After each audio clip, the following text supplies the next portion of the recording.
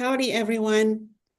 I know we're supposed to start at 10. I see that some of you have joined. Hopefully, others will join us as we go through this. But I want to be mindful of your time. So we want to jump in and get started. Thank you for joining us today. So I'll start by introducing myself. I'm Maria Ortega, and I'm an associate director here at Disability Resources. I have been with Disability Resources for about 25 years, and so it's been a minute. I oversee the testing center and I work with students in veterinary medicine and graduate students in biomedical science. So, with that, I'll let Justin introduce himself. Yeah, howdy. My name is Justin Romack, and I'm one of the assistant directors here with Disability Resources. Um, do a lot of different things, kind of wear a few different hats, and working with AIM is one of those. Like Maria, I am also responsible for a program area. I work with our assistive technology services, and also have a caseload of students in various departments in arts and sciences. And Maria and I both are having this conversation because we know the behind the scenes on AIM and have configured a number of the modules and understand how some of this fits together. So we're excited to kind of share what we know about the instructor portal. Exactly. So, we're going to go through this for this hour. We're going to go through AIM. And, Justin, are we going to record this meeting? Yes, we are. Okay. All right. So just so everyone knows, we'll be recording just to see if we can use this information as well in the future. So, like I was saying, welcome everyone. We're excited to spend this hour walking you through AIM and how it can be such a powerful tool. It's really a neat program, and especially in our work supporting students, we're all here for the same purpose. And we're going to focus on three different things today. So, first, we're going to try to understand AIM as a tool, whether you're just joining us and are using AIM for the first time or you've been using it for a while. I hope that you can find something useful out of this day's walkthrough. And then we're going to go through some security and efficiency because in the testing center, I know that I get questions about how secure AIM is, and faculty are always concerned about uploading their exams in AIM. And we're also going to point out some key features that, again, we hope that you find them useful in your work. But before we go on, Justin and I would love to hear from you, especially since we are a small group. And I noticed that some of the folks joining us are within our staff. So feel free to join in as well. And how we want to know, how do you currently manage accommodations for students? And if you can just unmute and share, I know some people are using mostly email. Others of you may already be familiar with AIM. So please feel free to unmute and share. Howdy, everybody. I'm an associate department head in our department, and I'm our disability resource liaison. My name's Allison Dunn, and so I've known about AIM, but I've never actually had to use it, even though I'm on the faculty side. And so I'm here to gain more information so that I can figure out what's going on, so I can help my faculty, because we've got new faculty in our department. As far as the way our faculty usually handle our accommodations is we're using our disability resource notification with the accommodations, and then the individual faculty are working with the individual students to meet those accommodations as they come up. We have found, at least in my classes, many of my students that have accommodations don't actually use them. They have them, they turn them on, they're there in case they need them, but most of the time they don't need them. I don't know if that's just because I teach online and my classes are fairly accessible, or if it's just because of the nature of what we do. But that's kind of how we handle it on a case by case basis in our department. That's great. You touch on a couple of things that I think are really important to bring up. Number one, you talked about the different modalities that you all access accommodations information, right? You do get the notifications by email, which is nice. If your inbox is anything like mine, it's a jungle in there. And so sometimes knowing that there's a centralized location to get at some of that information, I think is great. And you also talked a little bit about how accommodations are used differently from venue to venue or class to class or activity to activity. And I think that's a really important distinction. You know, students can be eligible for accommodations, and those accommodations may be applicable and relevant in some activities and not others. And I think the beautiful thing about AIM, especially from the student side, is that they have that autonomy. They have that agency of saying, hey, I need it for this, and I don't for this class. Or, hey, I'm going to let the instructor know that I'm eligible for it. And if it becomes relevant, if it becomes necessary to talk about it, we can. And so I think that everything that you just shared there is really probably shared across a lot of folks in this room and a lot of instructors at this university. So I appreciate that. I'm happy to go next.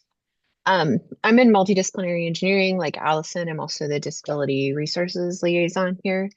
And I mostly teach small, mostly graduate classes. And every semester, I might have one student with an accommodation. And like Allison mentioned, for the vast majority of those, my class is already accommodates their needs, right? Either my tests are all take home or asynchronous, or my lectures are all already captioned with transcripts provided, etc. The only one that I've had issue with was intermittent absence, which actually Justin and I chatted about via email. And I found the AIM resources that they've, I think, are launching this semester for that particular accommodation to be retroactively super helpful. Like, I know that that would have helped me and the student actually quite a bit. She was very, very communicative, and it was actually a fine experience for us both. So, but I'm really more here to understand more about the portal because I never used it in the past. And as a disability resources liaison, I want to know more about it.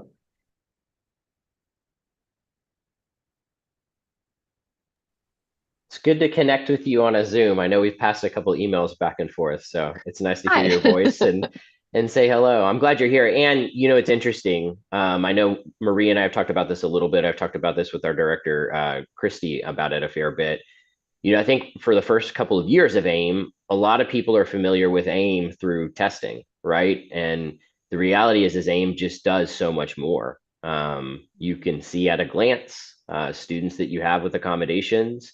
You know, now we've got this flex plan module that you alluded to with attendance-based accommodations. And so AIM is really, we are trying to communicate that it is a central location to get accommodations information.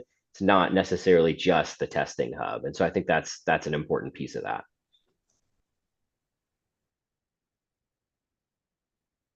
Okay, if anyone else would like to share, we're talking about how do you currently manage accommodations for your students if you just joined?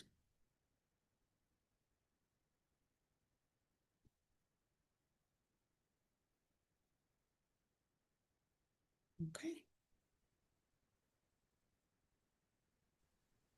Can you hear me? Yes. Yeah, Jose Vasquez here. I'm joining late, so I'm sorry, but I took a little while to click to the right content. Um, I only have one student that I currently have to worry about, and it's a brand new one. But I am the liaison for our department, so I've been going through all my content to make sure that it's totally accessible to my students, and I found the online services connected in Canvas are very, very helpful.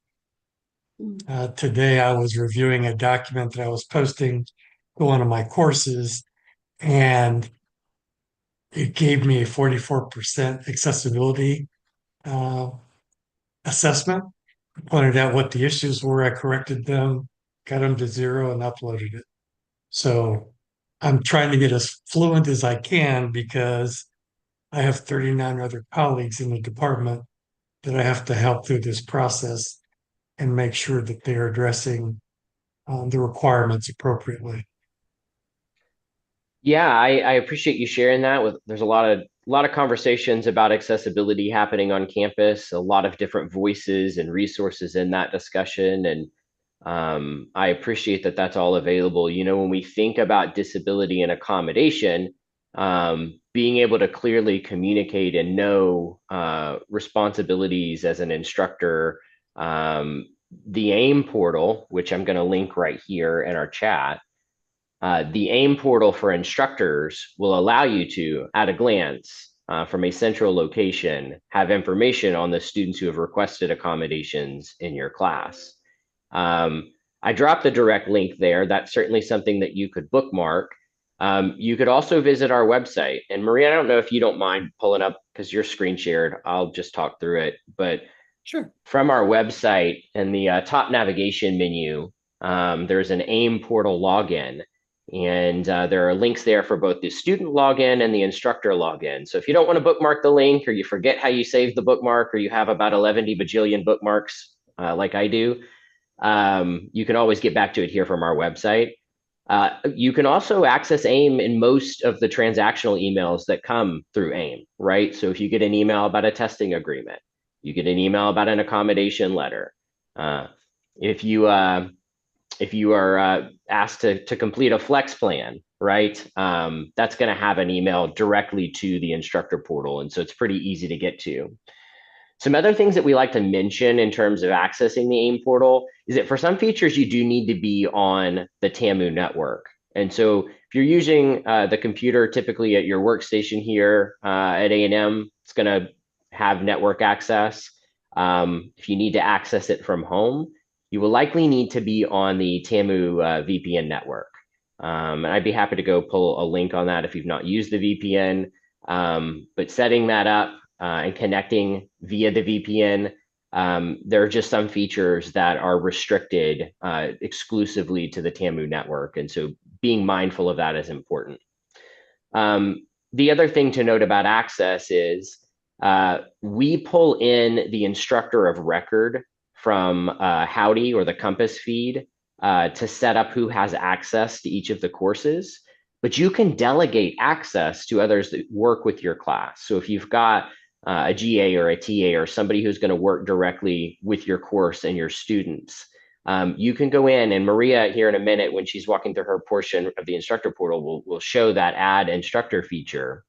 You can add an instructor or a delegate to your AIM access so they can see that information. Now, they're bound by the same privacy expectations that anyone would have if they have student information, and especially sensitive information like disability or accommodation.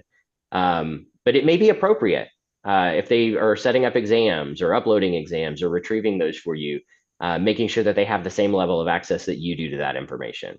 And so that's accessing AIM in a nutshell. And now we can kind of talk about what does it actually look like when you're in AIM.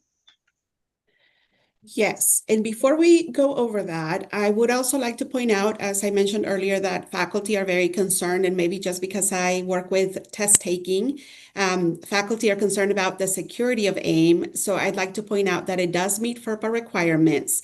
This is an online application that we have purchased, and lots of other institutions across the United States also use this AIM. It's actually accessible information management portal to manage all the accommodation requests. Like Justin said, as a centralized location. And the data is encrypted. So data that is migrating back and forth between the server and the browser is definitely encrypted. And the website developers actually do a very good job of testing for vulnerability.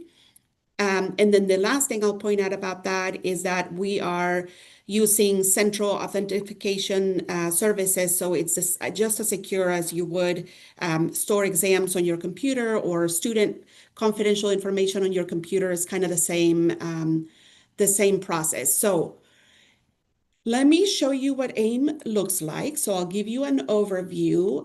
If I think I'm still sharing, can you see my AIM screen? Okay. All right, so this is the AIM overview. And let me move this out of the way, sorry. Okay, So this is the overview page or landing or dashboard. Sometimes I call it dashboard. It does always ask you to continue to view the student accommodation. So it gives you this policy and reminders about FERPA.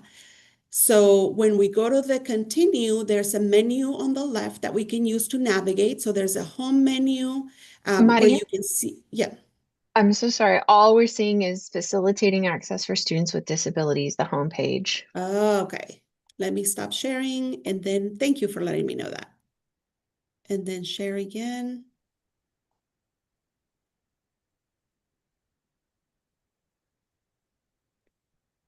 Okay, how about now? Yes, I think that's what's Okay. intended. Perfect. All right. So I was showing you, and you couldn't see that on the left-hand side, there's a home menu where you typically land on the overview page. One thing that I kind of forget about sometimes is that up here at the top, there's a yellow bar that shows you that we're in the current term of fall 2025. Sometimes we have students that have incompletes, or for some reason, we're working in 2 semesters trying to wrap one up and starting another semester.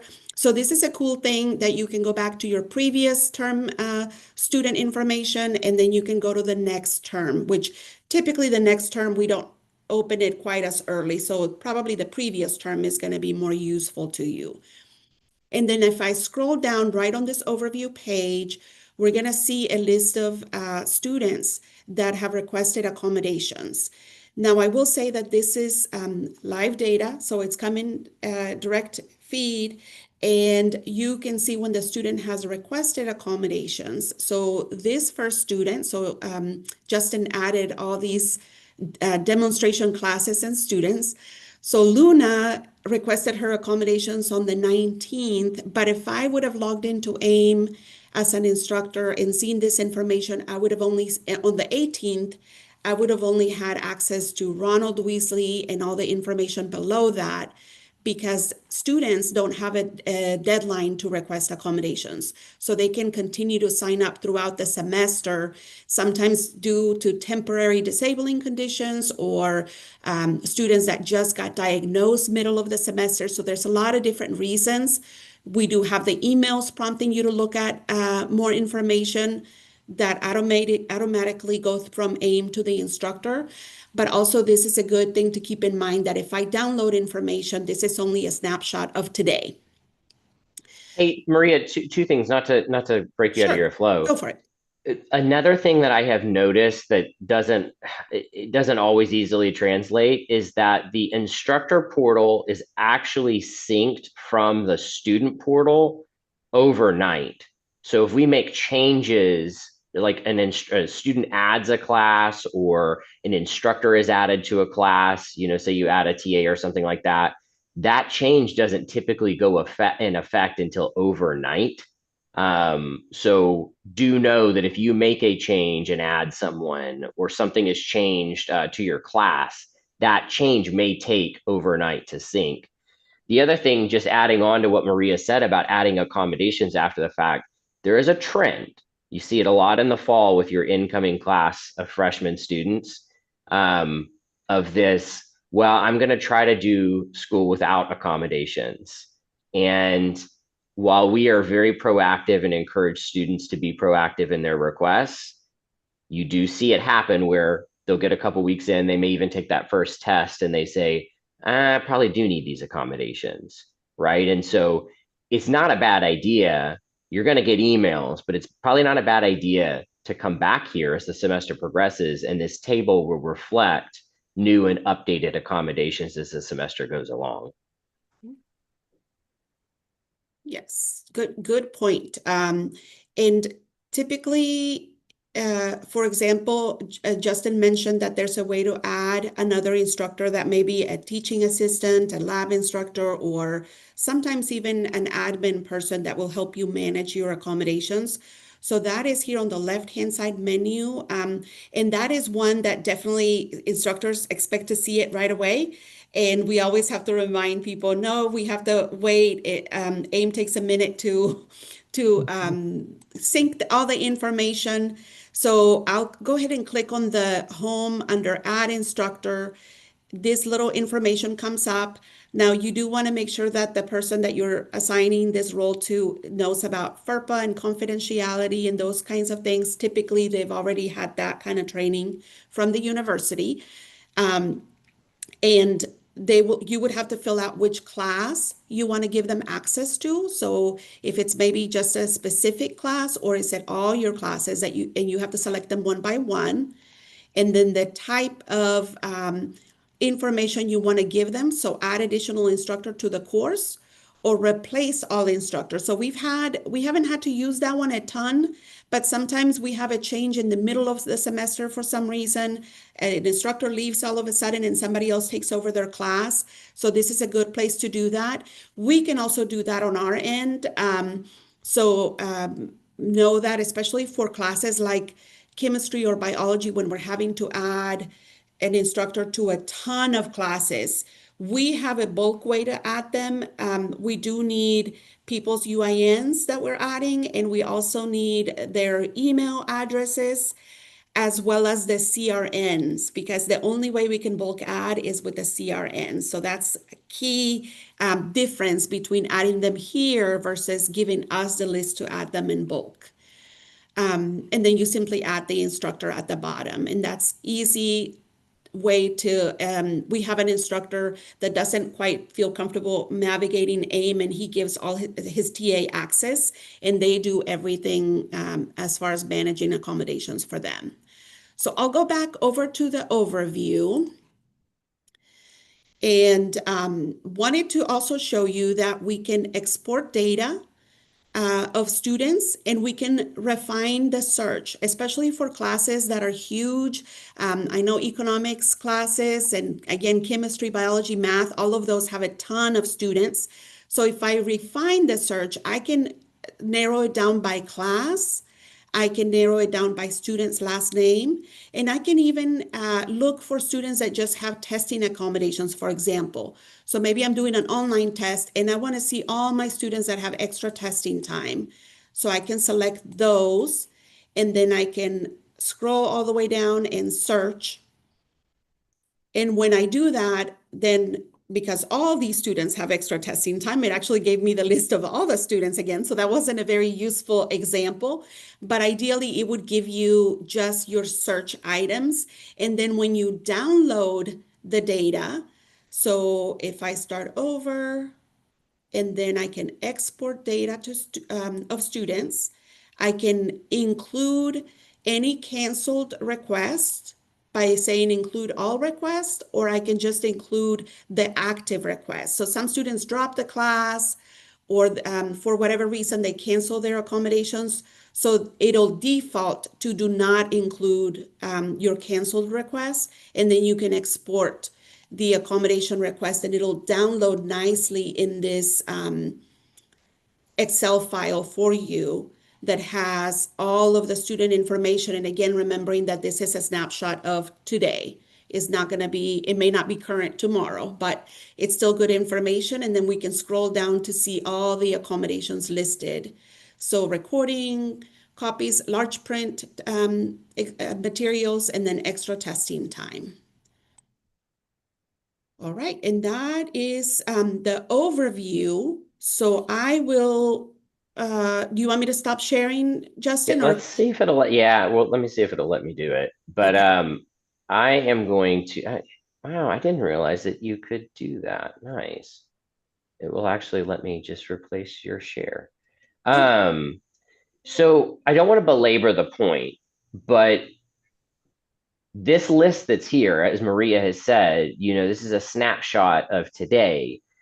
One important thing to remember is it's not necessarily, well, it doesn't include all students in your classes who may be eligible for accommodations, right? So, we've talked about how students don't request accommodations. They're not going to show up in this list unless they've done that, right? It means from a notification standpoint, you've not been notified that there's a need to accommodate a student. And oftentimes we'll be asked, can you tell me all of the students that have accommodations in my class? I can tell you all of the students who have requested accommodations, but until they go in and formally make that request and disclose, I can't share that information. So that's just, again, not to belabor the point, but I think something important, an important distinction about this list. All right, so I'm going to share my screen, and we are going to talk a little bit about FlexPlan. So before I jump into this, let me share this link as well. Did that link come through the chat? My Zoom is Not being yet. kludgy. There we go. There Now we it should. Got it? Yes. Awesome. Okay, so those are tutorials specific to FlexPlan. I wanted y'all to have those. So what is FlexPlan? Right now I'm in my overview of AIM, and I will go over to the left side where FlexPlan is.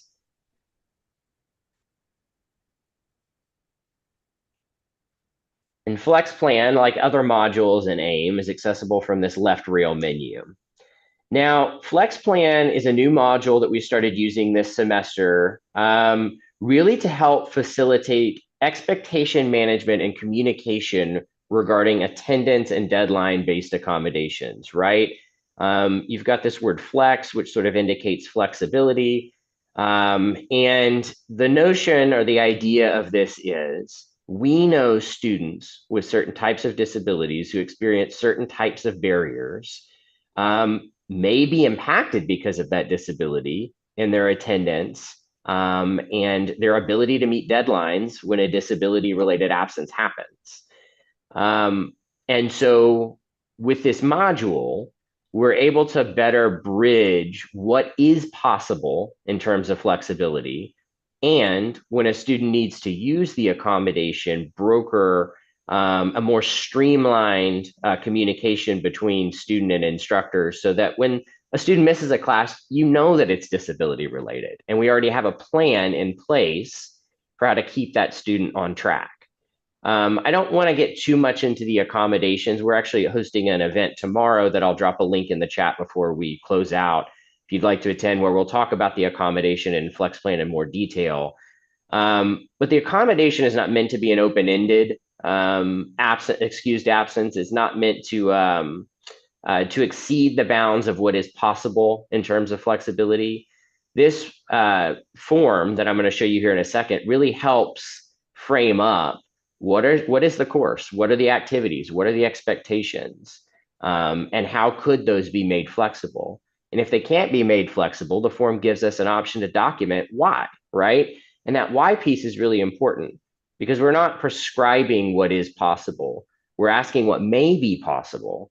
And if flexibility isn't something that can happen with a course or an activity, we're kind of having a space to document why that is. And so there are two pieces to the FlexPlan that I will show you here. On this page that I'm on right now, we've got some introductory information, some important reminders, some details about how this module works, but I'm going to scroll down to the submitted FlexPlan. So I've submitted one for this, and I left one so that we could walk through one together. But I have a table here that displays all of the classes where a FlexPlan would be eligible. And what I mean by that is, hey, a student with a plan for absences and missed deadlines accommodation has requested that accommodation in your class. That unlocks FlexPlan for your course. When you look at this, let's say Demo 101, this demonstration course that I have, we're not making a plan specific to that student. We're making a plan specific to the course, right? Because flexibility is more about the aspects of the course, the environment, the policies. It's less about the individual student barriers, right? And so that's how this questionnaire is structured. I'm going to check the box for Demo 101, and I am going to choose, sorry. Let's do this. I'm going to choose this option to view Demo 101. And now I'm in what is the Flex Plan questionnaire. We have really tried to keep this simple, streamlined, but it asks a series of questions about the class. What's the modality? How many absences might be possible before a student's disability-related absences make it difficult for them to be successful in the course? It asks questions about participation. It asks questions about makeups for exams and quizzes, right? Because disability absences don't necessarily know whether it's a lecture day or an exam day. And the reality is we need to have a plan for what happens when one of those absences might occur on a day of a quiz or an exam. Other questions here talk about short-term deadlines for assignments. Short-term is usually daily or weekly. Again, that webinar tomorrow, we will go in more depth on these questions because there's a lot of different ways that you can approach this. We did add a question about labs, right? So if your class has a lab component, you can specify parameters here. And then question 8's the catch-all. If any of these other questions didn't address a unique activity that you do in your class, maybe it's group work, presentations, peer reviews, things of that nature, you can specify some of that here. When this is submitted, it comes over to our office for review and approval. And review and approval sounds like this really big formal overbearing process. Really, I'm looking to make sure that there's no personally identifiable information about a student. And I'm making sure that that each of these values has some feedback here. I might ask a question, and that's kind of the beautiful part about FlexPlan is it's incredibly interactive. And then when that is flagged for completion, then a student has the ability to go in and log their absences. And so I'll show you on the instructor side real quick.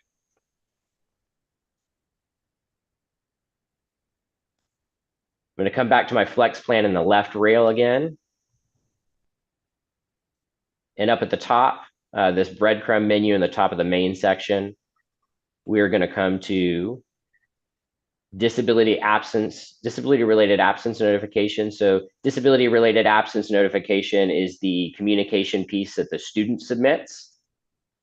Hey, I'm out this day. Here's what I'm requesting, and I'll show you that here in a second. And we can actually see that a student has submitted one here. So we see that Luna Lovegood has submitted one, and I can open this up. I can view what Luna said on this.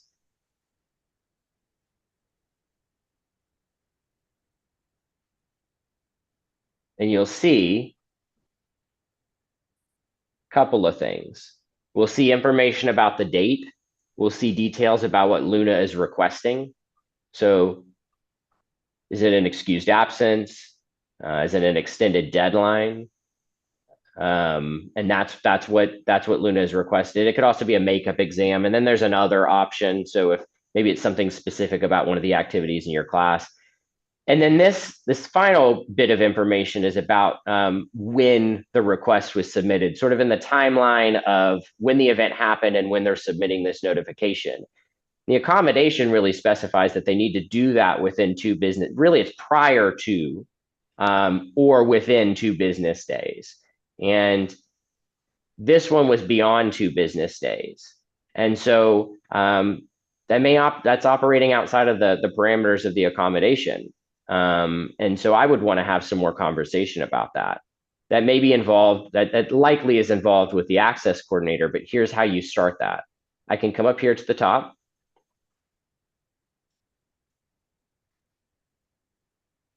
And I can write a note. I'll just put some gibberish here.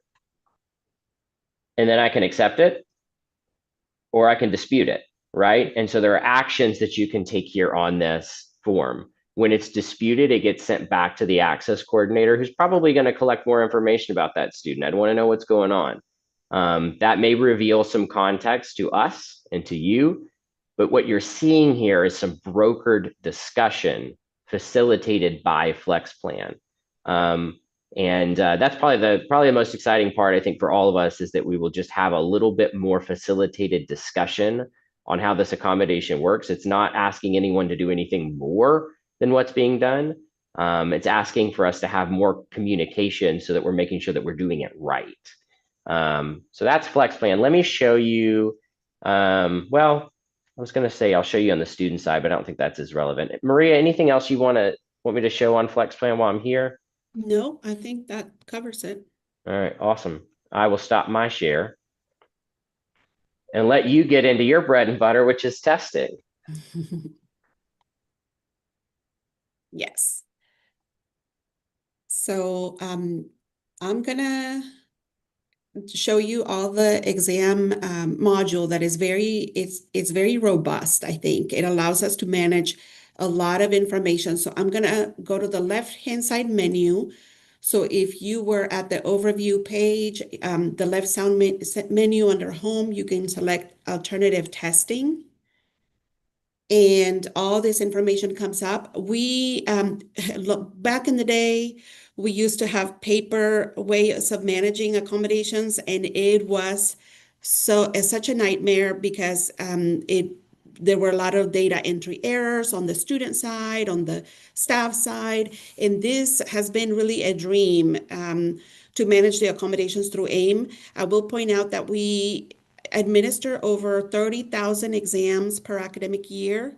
And so there was no other way. We had to go to a robust data management system to be able to keep up with all the exam requests that we were getting inundated with. So students on their end, they can go in and request to take an exam with our testing center. So what I'm going to show you here is a faculty side where they can choose to either use a testing center, or if they don't need to use a testing center, maybe they're providing all the accommodations on their own, which is the most equitable way to provide accommodations. Maybe they have a proctor or a TA, or they have universal design practices in their classroom. So you'll notice that AIM will send a lot of automated emails, and one way to stop all the reminders and automated emails is to indicate that you will not be using the testing center in AIM. And that will prevent students from booking exams. And again, it'll stop all those automated emails. So to begin on this AIM instructor portal, if I scroll down, you're going to see some boxes that tells me that there's some testing agreements. So the testing center does require instructors to complete a testing agreement, and we even named it instructor required questionnaire testing agreement, just to make it clear whose responsibility it is. And that really is the only effective way that we can proctor exams on behalf of professors, but if we have all the information from a professor on how they want us to handle their exam. So if I scroll down, I already have some students that Justin has entered. So some students have already selected to take exams in the testing center. If I go to courses without testing agreement, that tells me there's an action that I need to take. So I'm going to click on that, and it'll show me the list of classes that I still need to fill out a testing agreement, or at the very least indicate if I'm going to use a testing center. So I can specify a course. So this is course test 101. And on the left-hand side, that's my action menu. So I like to open link in a new tab because I like to keep track of where I'm at. And when I go to specify, I can either say there's a section on proctoring exams on your own, and it provides information on how to do that. And I can indicate here under available options for test, whether the testing center will proctor my exams or I will proctor my accommodated exams, or maybe the class doesn't have any exams. So we're going to go ahead and select that the testing center will proctor exams, and AIM likes to make you confirm everything. So we'll confirm and submit. And when we do that, there's a little bit of information on the left that tells you basic information about the testing center, like, for example, our hours and scheduling blocks for finals, and there's a list of questions that we have created. And we found that these really were the most useful information that we needed. We do ask the professor to give us contact information during their test, so that if the student has any questions, we can always reach back out to them and ask questions on behalf of the student. And then the professor would answer the questions based on what the entire class needs, not necessarily tailored for that student, but they're for the entire class. So what materials are professors allowing students to use? So maybe there's a calculator, any type is okay. But maybe if it's a graphing calculator, they need to clear memory on the calculator. So there's some multiple choice options there. What type of Scantron, which I hear Scantrons are mostly going away except for Gradescope. So we're leaving that on there for the time being. And then if a student, typically because of extra testing time, students will need to test at a different time than the rest of the class. So if the class has an exam at 8, but they have their next class is maybe at 9:10, they're not going to be able to take their advantage of their or the full benefit of their accommodations without missing their next class. So we ask for a little bit of a grace period for students, and this helps us approve exam requests or deny exam requests based on the instructor's preference. So do they want the exam time to overlap with the class time? Is it any time that same day? So there's several questions on here as well about how they're going to get the test to the testing center, how we're going to collect, how we're going to return it to them. And scan and upload is definitely an efficient way to manage information. So professors can upload their exam, and then we can upload it back to the completed exam back to the instructor. So once we're done specifying all these questions, so I'll just make any options here. We can submit this.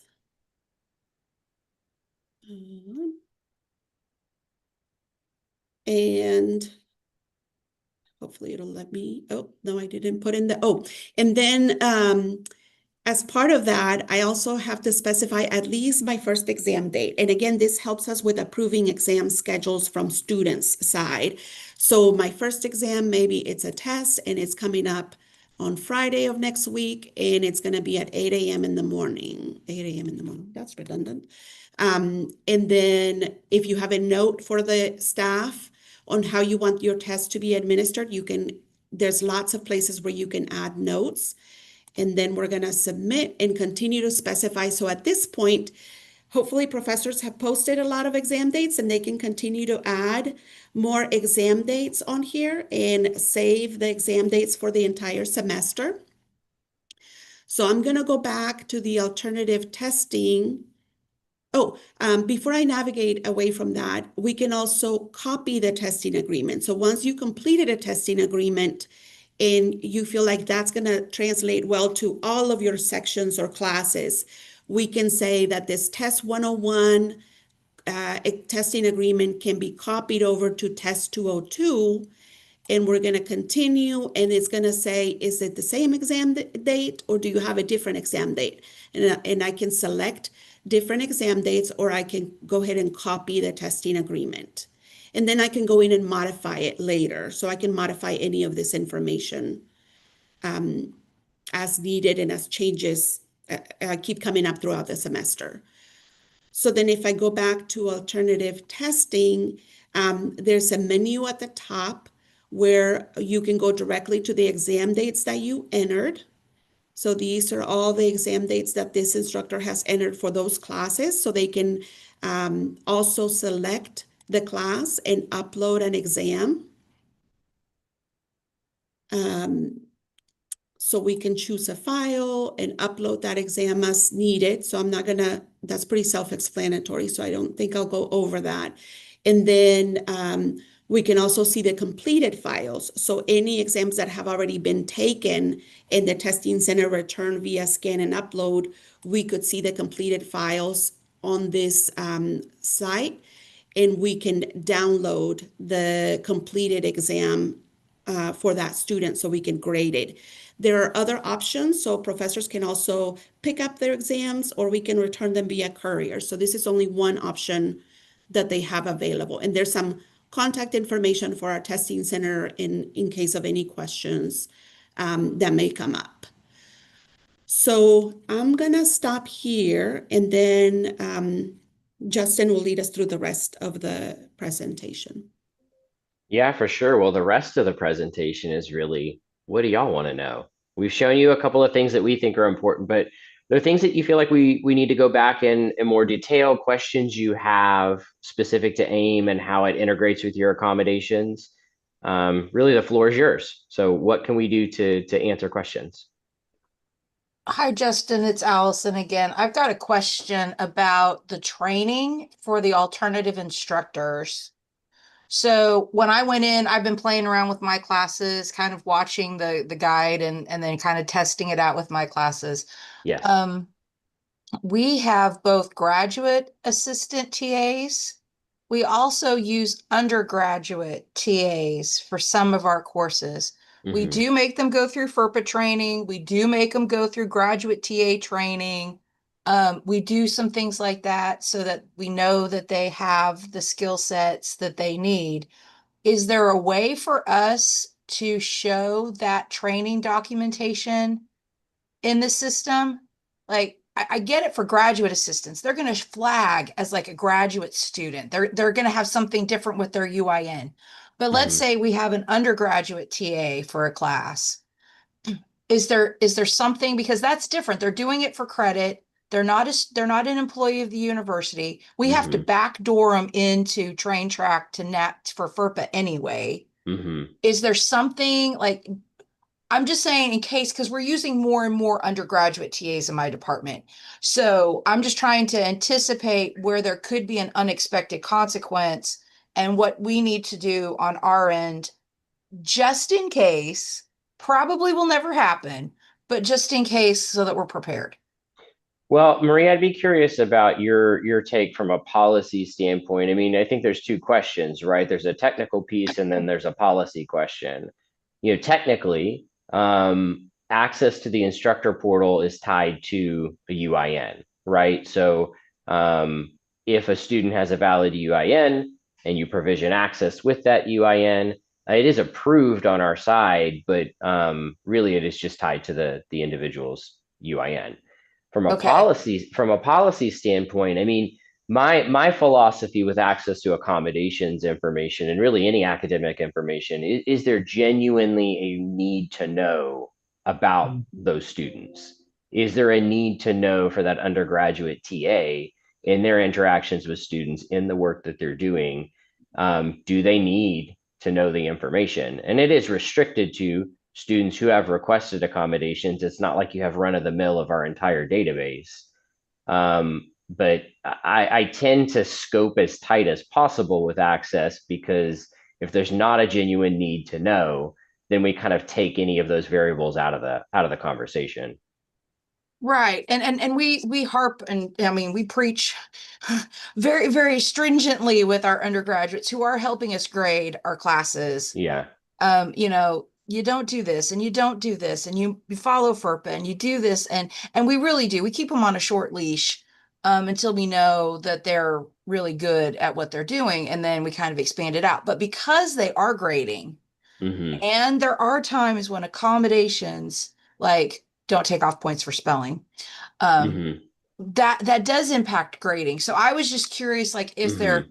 is there an additional set of trainings, or is there an additional set of I see. guidelines that we should be thinking about when we're training our undergraduate TAs? I guess that's Yep. really my Yeah, question. I understand that a little bit better now. I mean, I think it's general FERPA in my mind, Yeah, right? yeah. We And we have have them do been that. sorry, in our testing center, we do hire undergraduate students and graduate. Now, just like Justin said, we limit access based on what they need. So an undergraduate student has very, very limited access to our database, if any, and they Mm-hmm. view, for example, they wouldn't be able to download exams because it's not part of their role. they can see general information about how to answer phone calls and things like that, because that is their role. So I think as long as it's within the scope, other institutions do use undergraduate students to manage the exams. And just like you said, a senior who's about to graduate, somebody who's already taken the course, so there's not going to be that that way to share information. I think it's that's where it delineates that. What we do is we have a student expectations form, and we have them sign that. That is Mhm. specific to accessing exams and sharing or not sharing information that I'm happy to share with the liaison group, or with you in particular. And it probably needs some revision, so it's a good way to get it revised and send it out to you. Yeah, no, that would be great. We have some new faculty in our group, and so yeah, if you could send that to us, that would be great. I'd love it. I do want one of the things I know, like we don't share the accommodation letters with our undergraduate TAs, but sometimes we do have to say, "Oh, you're grading this section. That's right. Johnny's in this section. Hey, no, you just don't take points off for spelling for Johnny." Or we'll be like, oh, Susie's in this section. She emailed me her paper's going to be late. Just don't take any points off for it being Right. late. Like we don't give them a lot of information, only the information that they need to know. But I'm just curious if there was an additional set of guidelines, or if FERPA was enough. Yeah, your scenarios are really, really good scenarios. And it is few and far between, but I think Yeah. those are really great examples of where that's information that is need to know. And Yeah. FERPA really spells out how do we operate with information that is only obtained through a need to know basis for academic Okay. purposes. Yeah. Oh, good. That makes me feel good. We're doing what we're Yeah. supposed to be doing. Yeah, absolutely. Yeah, nothing that you said as you asked the question was like ding ding ding red flags. So I think you're good. Awesome. Thanks. Great question. Really good question.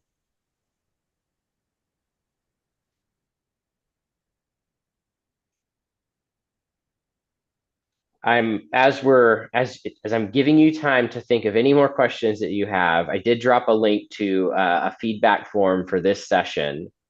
And then I will also put our general tutorials page here as well.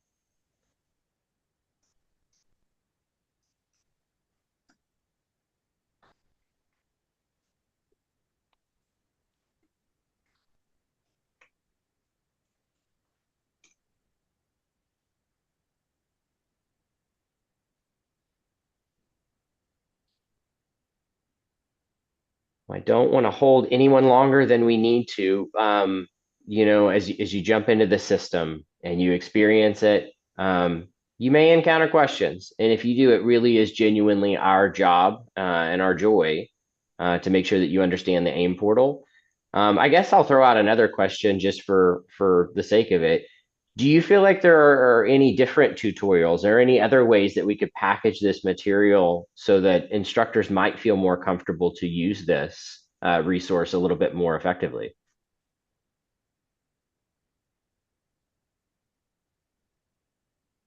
Not that I want to send everybody to train track.